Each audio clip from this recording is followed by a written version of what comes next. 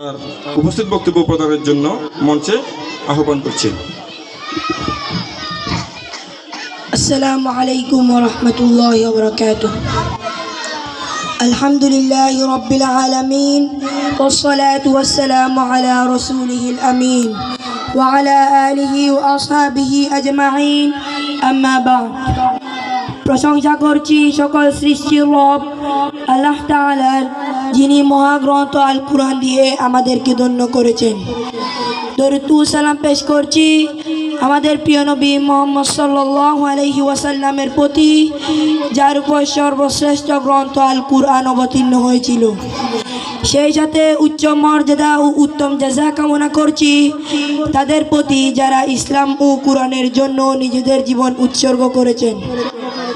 নূরে Medina তাহফিজুল কুরআন মাদ্রাসার উদ্যোগে আয়োজিত আজকের পাকড়ি প্রদান অনুষ্ঠানের সম্মানিত সভাপতি ও অতিথিবৃন্দ, সম্মানিত সুধী মণ্ডলী, শ্রদ্ধেয় শিক্ষক অভিভাবক মণ্ডলী, নূরে মদিনা তাহফিজুল কুরআন মাদ্রাসার একান্ত প্রিয় শিক্ষার্থী বন্ধুরা, আসসালামু আলাইকুম ওয়া রাহমাতুল্লাহ। সম্মানিত উপস্থিতি, মহান আল্লাহ রাব্বুল আলামিনের অশেষ কৃপায় ও তার দয়ায় আমরা কুরআন হিফজ করতে সক্ষম হয়েছি, আলহামদুলিল্লাহ।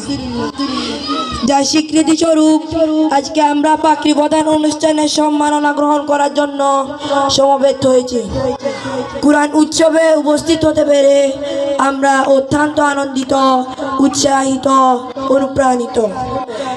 হৃদয়ের মণিকূটা থেকে কৃতজ্ঞতা আমাদের গর্বিত পিতামাতার প্রতি, যারা আমাদেরকে কুরআনের আঙ্গিনায় বিচরণের জন্য সুযোগ করে দিয়েছেন এবং তাদের সময় ও অর্থ ব্যয় করার পাশাপাশি সবসময় আমাদেরকে উৎসাহিত করেছেন।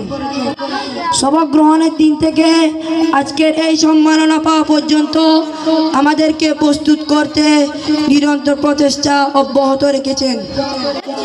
আমাদের পিতৃতুল্য সম্মানিত শিক্ষক মণ্ডলী, আল্লাহ তাআলার কাছে তাদের এই অবদানের সর্বোত্তম বিনিময় কামনা করি।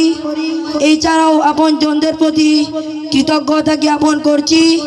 নূরে মদিনা তাহফিজুল কুরআন মাদ্রাসা আমাদেরকে সাধারণ শিক্ষাদানের পাশাপাশি জাতীয় ও আন্তর্জাতিক মানসম্পন্ন হাফেজে কুরআন হিসেবে গড়ে তোলার লক্ষ্যে বিভিন্ন ধরনের পদক্ষেপ গ্রহণ করে আসছে। সেজন্য নূরে মদিনা তাহফিজুল কুরআন মাদ্রাসার শুকরিয়া আদায় করছি, আলহামদুলিল্লাহ।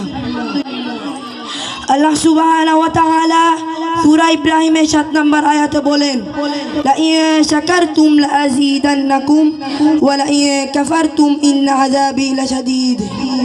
যদি তোমরা শুকরিয়া আদায় করো অবশ্যই আমি নিয়ামত বাড়িয়ে দিব, আর যদি তোমরা অকৃতজ্ঞ হও অবশ্যই আমার আযাব অত্যন্ত কঠিন।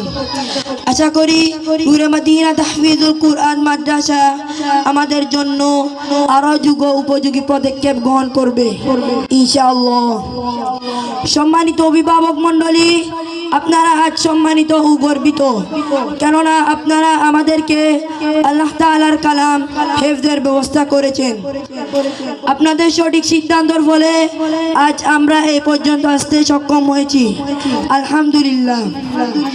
আপনাদের ঋণ পরিশোধ করার সাধ্য আমাদের নেই। রব্বুল আলামিন কিয়ামতের সেই ভয়াবহ দিনে হাফেজদের পিতামাতা হিসেবে আপনাদেরকে চূড়ান্তভাবে সম্মানিত করবেন।